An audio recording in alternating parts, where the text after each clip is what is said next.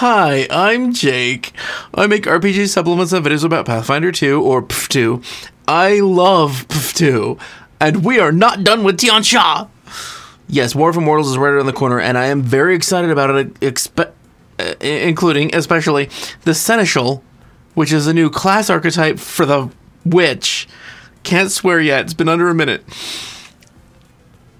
I am looking forward to that a lot! And the Exemplar, they're doubling the amount of abilities it has, the same with the Animus. They get 2 more subclasses. Anyway, cool stuff. So, I'm doing cooking rituals today, as you know, because you hit the video. This is not going to take all that long. And if you have questions about it, or if you want to request specific rituals in the future, I am compiling a list of rituals that I need to create. It's partially created from previous community posts, so let me know in the comments if there's a specific ritual that you would like to see for your game, and I will try to create a homebrew version of it that will work in balance with the system. I think I can do it. I know rituals pretty well. I like rituals. Okay. Cooking rituals. As any chef will tell you, cooking is magic. It's true. Chefs will tell you that. While sorcerers throughout the world have dabbled in applying arcane forces to culinary problems, the simple art of preparing food has a deeper history, one that common folk throughout the world have long grasped and used to create wonders. This is especially true in Tian Xia, where ancient bonds tie the lands to the people who cultivate them. Rituals are spells that take much longer to cast than usual and can be performed by anyone with the correct skills, not just spellcasters. That's an amazing part of Pathfinder 2. That the most powerful spells, rituals, can be done by anybody who has the requisite skill. You can have a fighter with an animated sword. You can awaken animals or create a poisonous garden or raise the dead without being a caster. It's just an awesome option. The rules for casting rituals appear on page 389 of the player core, or just look up Archives of Nethys rituals because that's what everyone looks up stuff on. Bonding Meal Ritual 2. Uncommon, cast 1 day. Unless otherwise noted, 1 day is 8 hours. Just so you know. Cost. 10 gold pieces. Primary check, cooking lore, crafting, performance, or survival. Trained. That's a lot of freaking options. Usually it's one thing. Many grow up and spend their lives eating with others. I read that as they spend their lives eating others. And doing so binds them to their families, communities, and cultures. Food can form long-lasting bonds, and with a bit of extra work, those bonds can be shared. You prepare a meal for a small gathering of up to 10 close friends, enough people to comfortably eat together at one table or in one circle. Does anyone have 10 close friends? I don't. As you collect and prepare the food, you call upon spirits of home and memory. As they work through you and guide you, you perfectly recreate a dish that emotionally connects you to a place of your past. Perhaps your mother's cooking when you were a child, or the way you and your comrades in arms cooked rations together. When you fought in the war, you don't normally cook rations. That's weird. When you're done, you share the meal and tell your new friends the story that comes with it. As they eat and drink, any participants of 4th level or lower sink into a snapshot of your past and can borrow insights from it for future use. Okay, you can heighten this ritual for the participants to be higher level. So it's not just 4th level, but that's the base level of a rank 2 ritual. Critical success. Your friends are vividly taken through your memories as you relive them, and they hold on to the experience even after the fugue ends. The fugue is just like a dream state where they're remembering these things and they're just staring off. For the next week, they have a +4 circumstance bonus to deception and diplomacy checks to convince anyone from the community where the meal originated from that they are from that area or were present for events you described.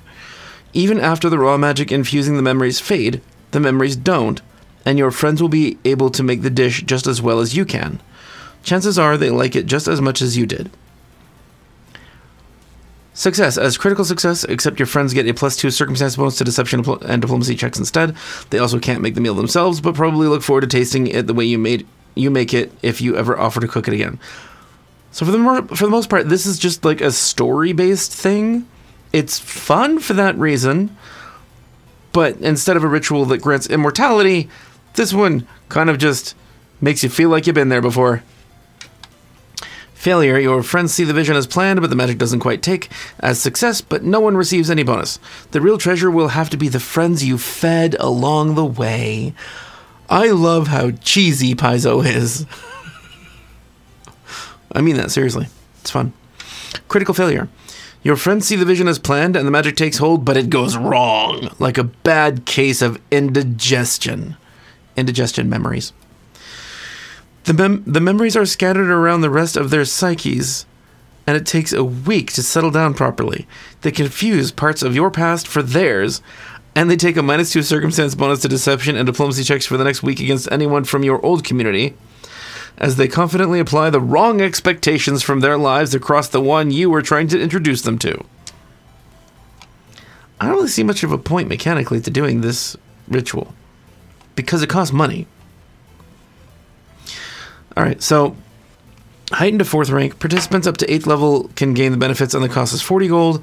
Heightened to 6th rank, participants up to 12th level can gain the benefits and the cost is 150 gold. Heightened to 8th rank, participants up to 16th level can gain the benefits and the cost is 480 gold. God. Heightened to 10th rank, participants of any level can gain the benefits and the cost is 2,000 gold. Ugh. So I get why this ritual exists. It's for story purposes, for roleplay. It's for helping someone be in disguise or ingratiate themselves into a new community. It's to pass on stories and lore. I wish it did more mechanically. It does very little mechanically. You can pretend that you're from somewhere else. Alright, I mean, that's a thing. But like, can it do more? Like, at level 2, 10 gold isn't just a drop in a bucket. It matters. Alright, whatever. It's cute. It's fun. I wouldn't bother taking it. Oh, I wanted to point out about rituals. Remember when making your character that for rituals, you have to have GM permission, or you have to have an archetype or some other benefit like a class feat. In the case of some people like thaumaturges and bards, I think, in order to take a ritual. But that doesn't mean that you can't start out asking for a ritual. When you're starting your character, any class, just take a look at the rituals. First level ones. First rank ones. Maybe you would want that little animated object friend or whatever else. Just take a peek. Ask your GM, hey, can I have this? Can I have done this thing and cast this ritual and deduct the money so that I can have the ritual's effects before the game starts? It's sort of just like picking up a magic item before you start your character. Butterfly Bender. Ritual 3. Uncommon. I don't know why they say uncommon. Like, you have to get GM permission anyway. Oh. Because certain archetypes and class feats give you common rituals. That's why. Alright, so cast 2 hours. Cost alcohol worth a total of 20 gold pieces times the ritual level. That's a lot of alcohol. Secondary casters, 2. Primary check, medicine trained. Secondary checks, diplomacy. Both of your secondary casters have to have diplomacy. That's interesting. Sometimes, and it's alcohol. Why wouldn't it be crafting for primary check? You should have crafting too, as an option. Sometimes the problems in your life are too oppressive.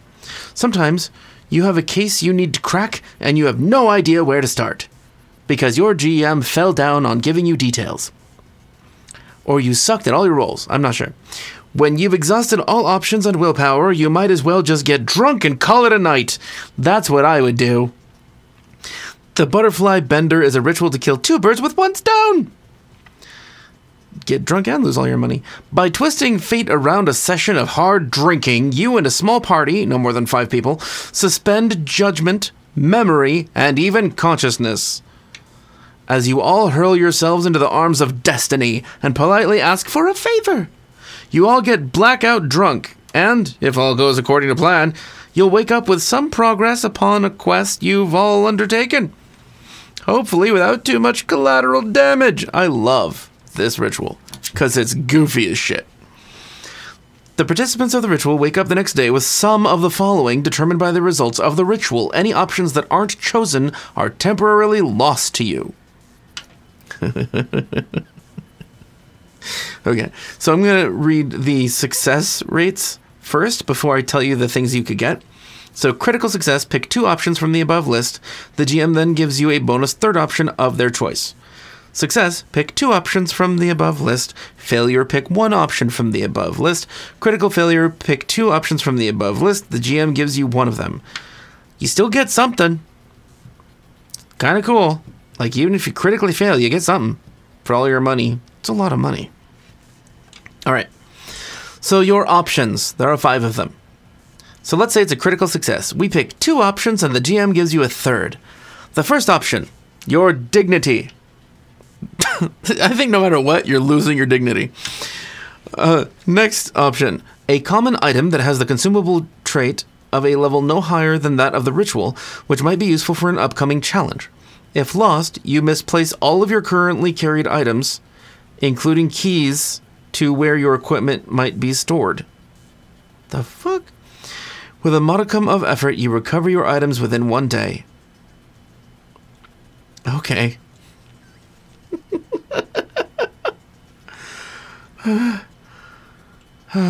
Okay.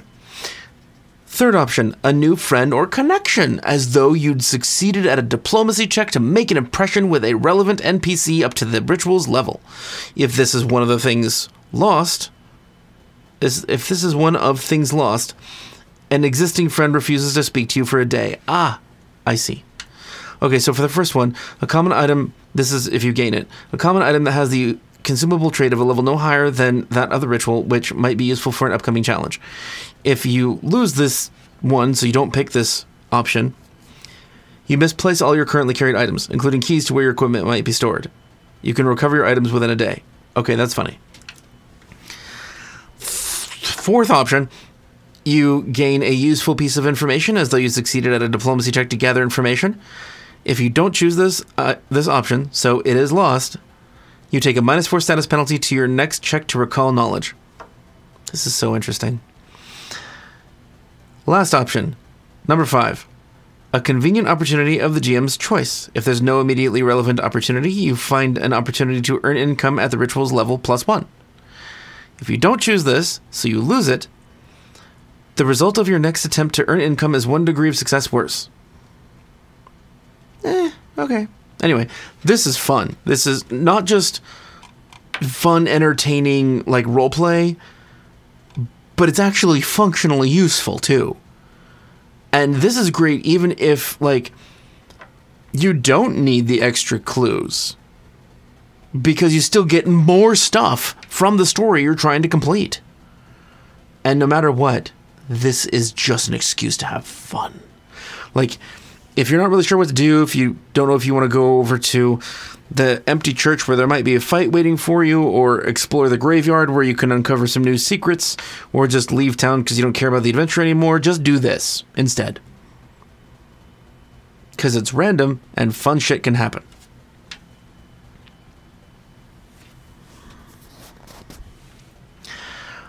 Next ritual, Ritual 5, Feast of Supplication. Rare. Cast 3 hours. Cost 25 gold pieces. Secondary casters 2. Primary check. Cooking lore or crafting or performance or survival expert. Secondary checks. Deception or thievery. That's interesting.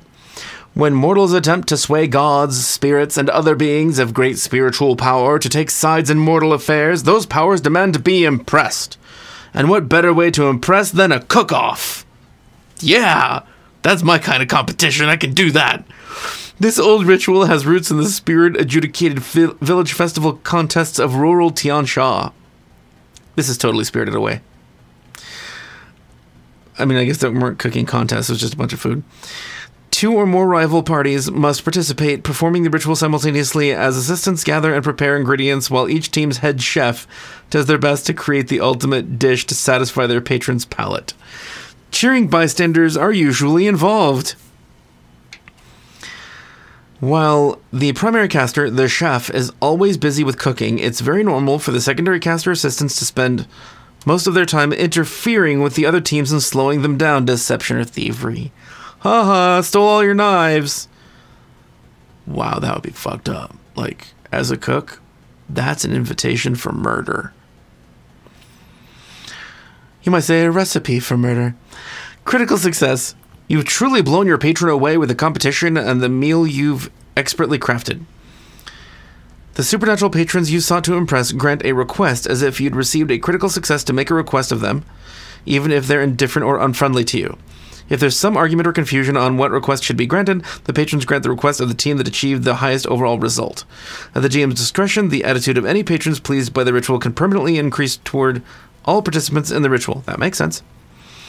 In addition, the sheer theatricality and flair of your cooking has earned you deep respect and die-hard fans from the spectators, doubly so if you tied with another contender. I love how social all of these cooking rituals are. That's neat. Success. You've created a wonderful meal that your patron loves. The supernatural patrons you sought to impress grant a request as if you'd received a success to make a request of them, even if they're indifferent to you. If there's some argument or confusion on what request should be granted, the patrons grant the request of the team that achieved the highest overall result. At the GM's discretion, the attitude of any patrons pleased by the ritual can permanently increase toward all participants in the ritual. All contestants have still earned the jovial respect and appreciation of the crowd for cooking something entertaining and lovely. This is awesome. This is fucking Iron Chef, man. Failure. You've created a dish that doesn't impress. The winner of the competition is declared in the most unsatisfying and mechanical of manners. Someone has to win, but no one is happy about it. The supernatural patrons you sought to impress politely make their excuses and leave as soon as they have a chance. At the DM's discretion, the attitude of any patrons who experienced the meal can permanently decrease toward all participants in the ritual. Man, I see so many options for fun with this. Critical failure. Your team's dish is ruined at the last possible moment in a spectacular manner. You completely embarrass yourself, and the attitude of the supernatural patrons who experienced this farce permanently decreases by one step toward you. Permanently? That sucks. If you haven't earned the ire of your patron host, you've definitely lost the respect of any onlookers or spectators. Oh, okay, that's it. That could really suck if you fail, but it's only 3 hours. And it's only 25 gold. This could really matter. Like, this could be the crux of an adventure. You have to make the ruler of the land, whatever major city you're in, happy to get their attention to grant them, or to grant you access to going through the royal records, or the assistance of a portion of their military to go uncover a demon-riddled chapel or church or temple. This Feast of Supplication is an amazing way to add flavor and to allow the players a way through anything that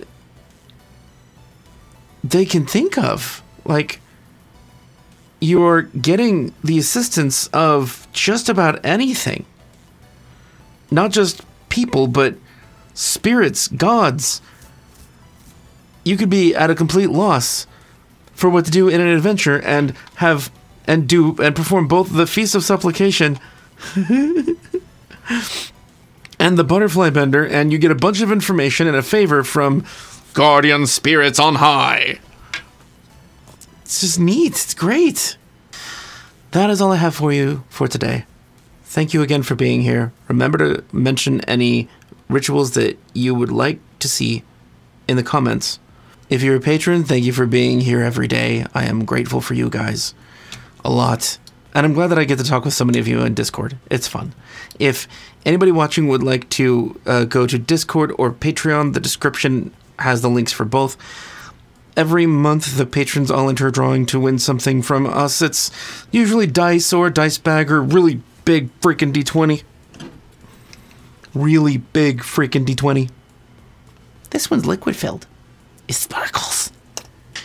If you want to catch up on any Tian Xia stuff here, There's also How the Wild stuff here, and a lot of other videos on the channel. 246, I think. Anyway, have fun. Thank you for being here. Okay, love you, bye.